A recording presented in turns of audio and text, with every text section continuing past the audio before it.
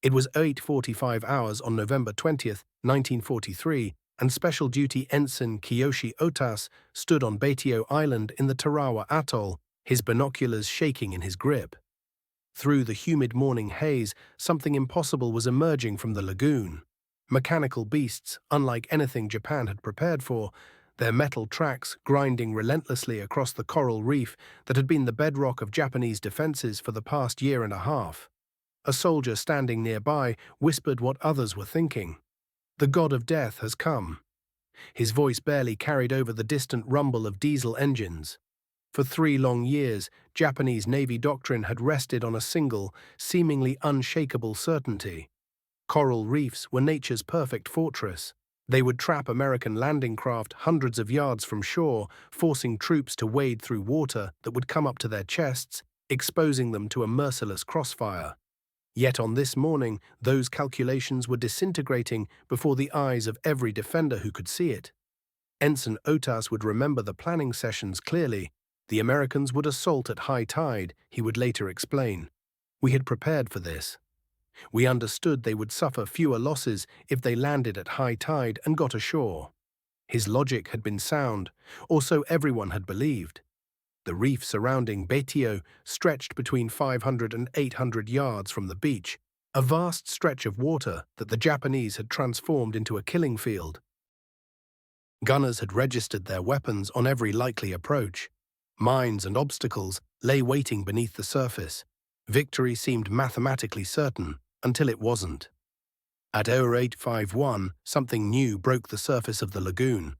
The first tracked landing vehicle, what Americans called an LVT, or alligator, crawled from the water onto the reef with slow, grinding determination. Behind it came more, 125 of these amphibious machines in all, carrying the opening assault waves of the 2nd Marine Division. To the watching Japanese defenders, it seemed as though the rules of warfare itself had somehow changed without warning. After Guadalcanal had fallen in February, the Japanese military command had recognized an uncomfortable truth. They could no longer sustain offensive operations across the Pacific. A new strategy emerged called Zettai Kokuboken, the absolute national defense sphere. Islands would become unsinkable aircraft carriers.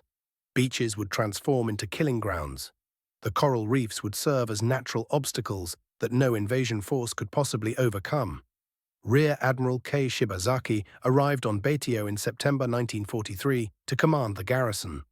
Under his authority were 1,122 naval infantry from the 3rd Special Base Force, 1,497 sailors making up the 7th Sasebo Special Naval Landing Force, and roughly 2,400 Korean and Chinese laborers working in construction units.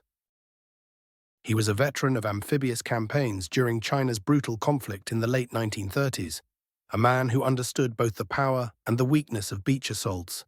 Standing on Baitio's northern shore that September morning, Shibazaki had every reason to project confidence. The island itself was tiny, barely 800 yards across at its widest and only 2.5 miles long. Yet it had become one of the most heavily fortified positions in the entire Pacific theater. 500 pillboxes dotted the island. 14 coastal defense guns pointed toward the sea, among them 4 massive 8-inch Vickers guns. Defensive positions were constructed from concrete, reinforced steel, coconut logs, and blocks of coral rock. But it was the reef that truly convinced Shibazaki of Japanese invulnerability. He addressed his troops with absolute certainty. It would take 1 million men 100 years to conquer this island, he declared. This was not mere bravado. It rested on what appeared to be immutable facts about amphibious warfare. Japanese strategists had studied every major amphibious assault of the modern era, the British debacle at Gallipoli, the German failure to cross the English Channel, even Japan's own struggles crossing rivers in the Chinese campaigns. All of these demonstrated the same lesson. Water obstacles, when properly defended, were nearly impossible to overcome. American Higgins boats drew 4 feet of water. Even at the highest tide the ocean could produce, they would ground on the reef at least 300 yards from shore. The mathematics was straightforward. Men wading through water moved at roughly 2 miles per hour. Those 300 yards would consume at least 5 minutes under intensive machine gun fire, mortars, and artillery that had been pre-registered on those exact coordinates. The math seemed unassailable. What Japanese intelligence had completely failed to grasp was that the United States Marine Corps had been quietly transforming amphibious warfare since 1940. The transformation had not begun in a military laboratory, but in the mosquito-thick waters of the Florida Everglades. A wealthy inventor named Donald Roebling had developed what he called a rescue vehicle for hurricane victims, a tracked machine that could navigate through swamps where nothing else could go. He called it an alligator. By 1941, the Marines recognized its combat potential and began converting it into a weapon of war. But Japanese intelligence had completely missed this development. Their assessments of American amphibious capability remained frozen in 1942, based on observations from the failed assault at Wake Island and reports from German allies about various raids. The very concept of a tracked vehicle that could swim, then crawl over coral reefs, simply did not exist in Japanese military thinking. This intelligence failure would prove devastating. While Japanese defenders spent month after month refining their reef defenses, mining channels, placing obstacles, and plotting artillery fire on specific grid squares where landing craft would ground, the Americans were mass-producing vehicles that made all of this preparation meaningless. At 0840, Japanese defenders spotted American landing craft forming up beyond the reef, assembling into attack waves. This was exactly what the defenders expected. The enemy would be forced to stop at the reef's edge and send their troops into the water. Machine gunners checked their ammunition supplies one final time. Mortar crews made their last calculations. This was what they had trained for, what they had drilled for hundreds of times. Then something unprecedented occurred. The first wave of landing craft did not stop at the reef. They climbed onto it. Private Don Crane was at the controls of LVT-41 in that first wave, fighting through a strong headwind and treacherous currents as he navigated through the lagoon passage toward what would become the most lethal section of Tarawa's bloodiest beach. Inside his vehicle, Crane had no comprehension that he was about to demolish 3 years of Japanese defensive doctrine. The LVTs ground across the coral at 4 miles per hour, slow and clumsy, but unstoppable. Japanese fire erupted, but the weapons had been sighted to create overlapping fields across open water, not to engage armored vehicles already atop the reef itself. The carefully constructed killing zones suddenly became useless. By 0900 hours, the full scale of the catastrophe became undeniable to Japanese commanders. The first 3 assault waves of LVTs had delivered Marines directly onto the beach, completely bypassing the reef and its killing zone. Inside his command bunker, Admiral Shibazaki received fragmented reports that made no sense. The Americans were not wading, they were driving onto the beaches. The reef, the entire foundation of the defensive plan, had been neutralized in mere minutes. Destroy them on the beach, he ordered via runner, his communications already torn apart by naval bombardment. Yet the Japanese positions had been oriented to engage troops advancing through water, not enemies already ashore. Years of meticulous training, thousands of hours of rehearsal, had been rendered obsolete by a vehicle the Japanese didn't even know existed. Kiyoshi Suta, who survived the assault and served in the Sasebo 7th Special Naval Landing Forces Transport Division from a pillbox near the main wharf, would report that as many as half of the personnel in his position were killed in that first hour alone. The psychological shock matched the tactical surprise. Japanese military culture placed enormous value on exhaustive preparation and mastery of predetermined scenarios. There existed no scenario for this. No training manual addressed how to fight an enemy that could simply ignore geographical barriers. As the morning progressed, Japanese defenders attempted to adapt to the impossible. Naval artillery pieces designed for ship-to-ship combat tried to target individual LVTs crawling across the reef. 47mm anti-tank guns positioned to defend the beaches discovered their firing lanes were blocked by the seawall they had been meant to protect. Of the 125 LVTs that began the assault, only 35 remained operational by day's end. The Japanese were inflicting losses, but nowhere near the scale required to stop the invasion. Worse, conventional landing craft now followed, able to approach much closer to shore, their approach protected by suppressing fire from LVTs already established on the beach. The meticulously orchestrated defensive scheme collapsed into scattered pockets of isolated fighting. Communications to Admiral Shibazaki's command post had been destroyed by naval gunfire around 1300 hours, killing him along with his entire staff. Individual units fought their own separate wars against an enemy employing tactics they had never encountered. What happened at Tarawa represented more than a simple tactical surprise. It was a collision between two entirely different concepts of warfare. Japan, constrained by limited resources and technological capacity, had constructed its Pacific defense on a bet that natural barriers reinforced by human courage could overcome material disadvantage. The LVT shattered this assumption with brutal force. These vehicles had originated in converted food processing plants, powered by aircraft engines assembled by workers who had recently been making juice extractors. They represented an industrial capacity that Japan simply could not replicate. The larger LVT water buffalo that saw action at Tarawa weighed 32,500 pounds, carried a crew of 6, and could transport 24 fully equipped Marines or 5,000 pounds of supplies. Building just one required quantities of steel, aluminum, and rubber, along with manufacturing precision that Japan's exhausted wartime economy could no longer generate. News of Tarawa's fall reached Japanese garrisons across the Pacific within weeks, but the implications of the LVT threat were slow to penetrate rigid military hierarchies. Japanese doctrine did not adapt quickly, especially under the centralized command structure that dominated the military. Numerous commanders dismissed Tarawa as an anomaly, insisting that superior preparation and greater fighting spirit would overcome American material superiority. Lieutenant General Yoshitsugu Saito at Saipan received detailed intelligence about the LVTs in December 1943. His response was to order additional mines placed on reef approaches and more anti-tank weapons positioned near the beaches. Yet he remained convinced that the reef barrier would delay any invasion sufficiently for his forces to mount effective counterattacks. The Japanese Navy's technical division attempted to devise countermeasures. Plans included underwater explosive nets designed to snare LVT tracks and specialized coral-piercing mines. None advanced beyond the drawing board. Japan lacked sufficient industrial capacity to develop new weapons while sustaining existing production. 8 months after Tarawa, on June 15, 1944, at 05:42 hours on Saipan in the Mariana Islands, American forces approached with an even larger amphibious fleet. That day saw 719 amphibious vehicles in action, including the newer LVT-4 model with a rear ramp allowing troops to disembark without exposed movement, and the LVTA-4 armed with a 75mm howitzer for direct fire support.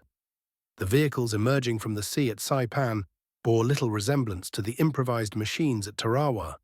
These were purpose-designed war machines. Some mounted tank turrets, others carried howitzer guns.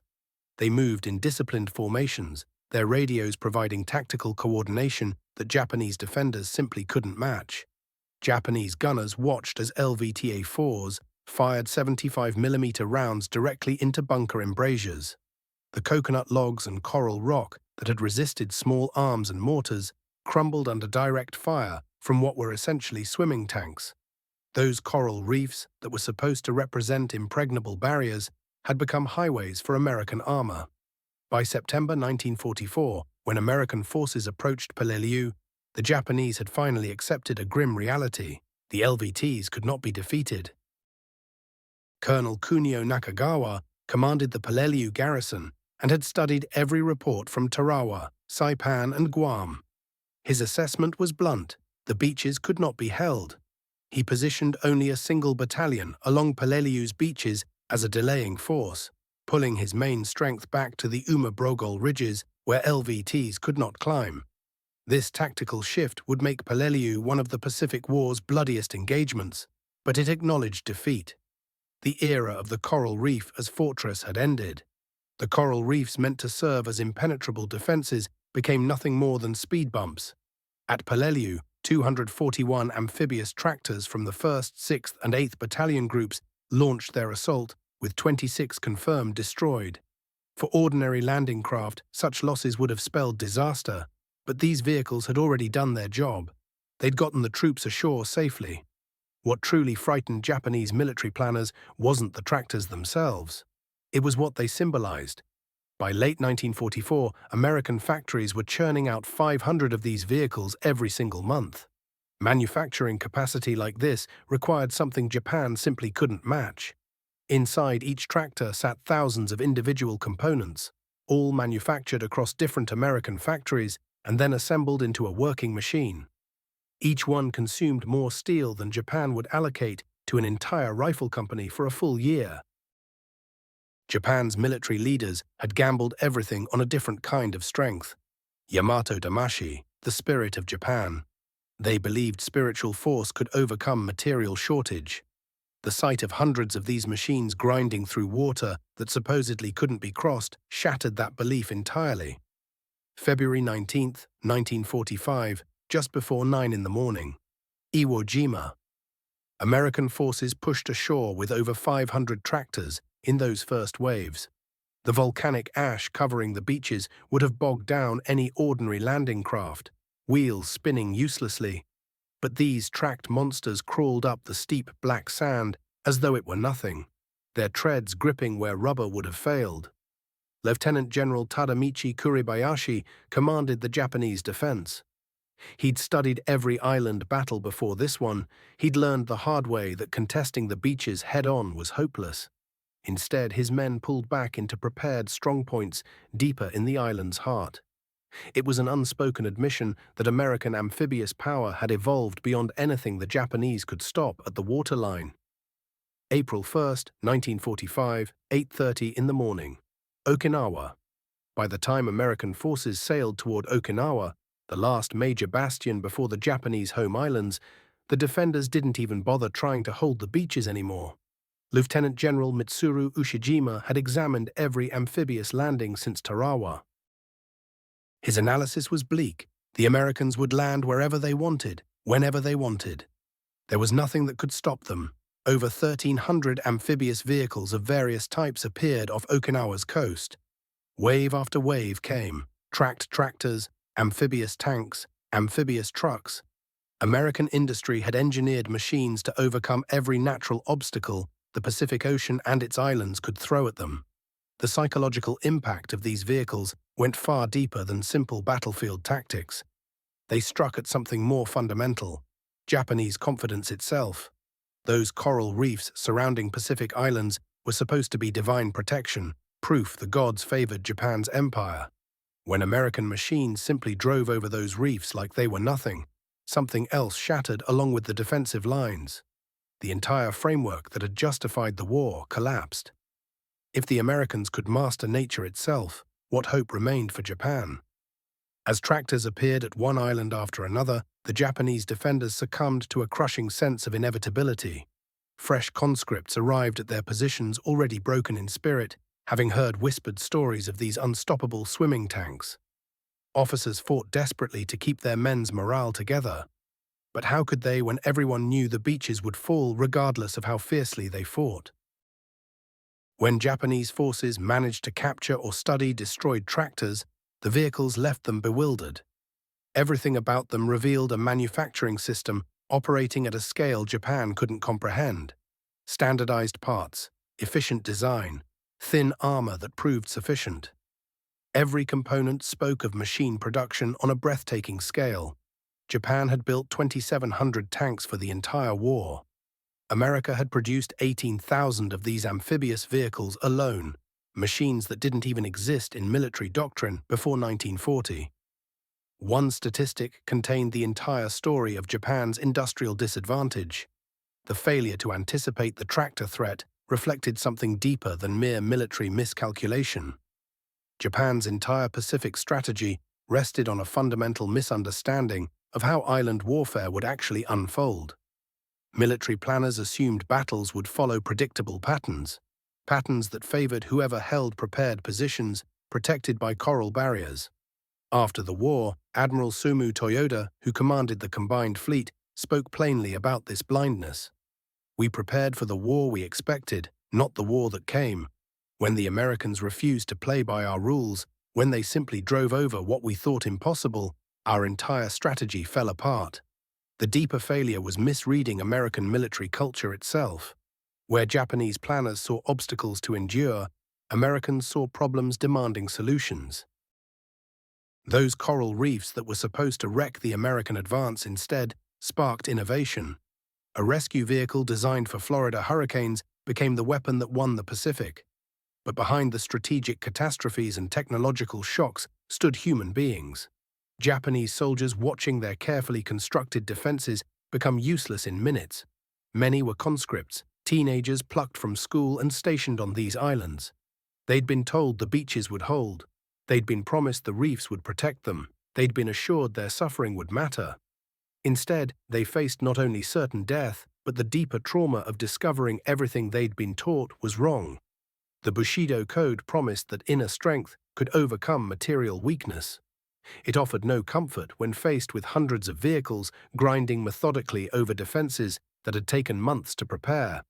The amphibious tractor represented something unprecedented in military history. Industrial capacity deployed to simply engineer away natural defensive advantages. For centuries, military commanders had used terrain and water as force multipliers. Faced with coral reefs that made amphibious assault seem impossible, American forces simply built machines to overcome them. Vice Admiral E.L. Cochrane, chief of the Navy Bureau of Ships during the war, stated it plainly afterward. "There's no doubt whatsoever that our overwhelming victories at Tarawa, Kwajalein, Saipan, Tinian, Guam, Peleliu, and Iwo Jima would have been impossible without the Amtraks. This transcended battlefield victory. It fundamentally altered what warfare could be." The Japanese had wagered their entire defensive strategy on the belief that certain geographic features created absolute advantages. These vehicles proved that sufficient industrial power could solve any engineering problem. Absolute advantages, it turned out, didn't exist, only obstacles awaiting solutions. By early 1945, even before the atomic bombs fell, Japanese officers grasped that defeat was inevitable. The proof wasn't just islands falling one after another, it was the manner of the falling. Americans weren't battering down Japanese defenses so much as simply bypassing them entirely. This realization fractured Japanese military thinking. Some officers embraced increasingly desperate tactics. Kamikaze attacks grew more frequent. Others, particularly younger staff officers who'd witnessed American material superiority firsthand, began quietly arranging for what they knew was coming: surrender. After Japan's capitulation in August, American occupation forces discovered something striking. The Japanese had maintained detailed studies of tractor tactics and technology. Despite lacking resources to effectively counter them, Japanese military engineers had meticulously documented everything they could observe about American amphibious vehicles. A report prepared by the Navy Technical Department in July 1945 concluded with unusual frankness. The American amphibious tractor represents a revolution in military affairs as significant as the introduction of gunpowder. It has rendered traditional defensive positions obsolete and granted the attacker an advantage that cannot be overcome through conventional means. These post-war studies influenced Japan's industrial reconstruction. Many of the same engineers who desperately tried countering American tractors would help build Japan's automotive industry, taking lessons from studying American mass production methods. For Japanese veterans who survived those island campaigns, the memory of these machines never faded. Defeat stung, but worse was the manner of it. Watching helplessly as American vehicles crawled methodically over fortifications supposedly beyond assault. The sense of betrayal ran deep. It wasn't merely military loss, but the shattering of an entire worldview. For decades afterward, many survivors struggled to reconcile their wartime experiences with Japan's post-war embrace of the very industrial capitalism that had crushed them. The success of amphibious tractors rippled across the globe. Soviet planners studying Pacific operations developed their own lines of amphibious vehicles. The British, who'd struggled with amphibious operations in Europe, adopted American tractor technology for potential Asian operations. When the Korean War erupted, Japanese industrial plants working under American contract manufactured components for new generations of these vehicles. The final irony arrived decades later. In the 1960s, Mitsubishi Heavy Industries, the same company that had constructed many Pacific Island fortifications, developed amphibious vehicles for civilian disaster relief. These machines, designed to rescue tsunami and flood victims, incorporated lessons from both American tractor design and Japanese defensive experience. In an odd reversal, the military technology that had devastated the Pacific returned to its original humanitarian purpose, built by the nation it had helped defeat. The Japanese refusal to anticipate the tractor threat contains lessons that military planners study even today. The Imperial Japanese military had constructed its entire Pacific defense on the assumption that coral reefs were unbreachable barriers. When American industry produced a straightforward solution to this supposedly complex problem, the entire strategic structure crumbled. Military strategists examine this case as a warning about technological disruption. Just as the Japanese couldn't foresee tracked vehicles that could swim, today's militaries must question whether their current defensive advantages will prove permanent. The numbers tell the whole tale of Pacific War industrial disparity. America produced over 18,000 amphibious tractors between 1941 and 1945, with peak production hitting 500 units monthly in early 1944. 8 major manufacturing plants across America built them. The primary contractors were Food Machinery Corporation and Borg Warner. Japan's response was telling. Special anti-tractor weapons were designed but never reached production. Effective tactical counters were never developed. No amphibious vehicles were produced in response to the threat. None saw combat deployment.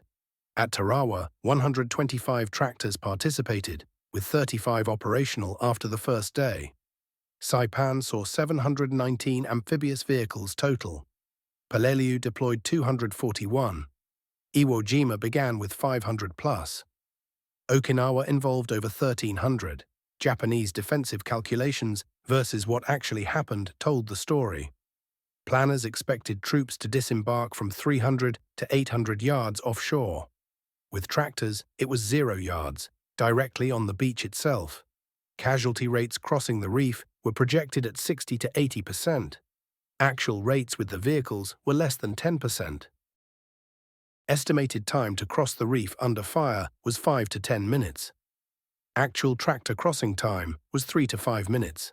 The Japanese never anticipated that amphibious vehicles could conquer their coral shores because such machines existed outside their military imagination.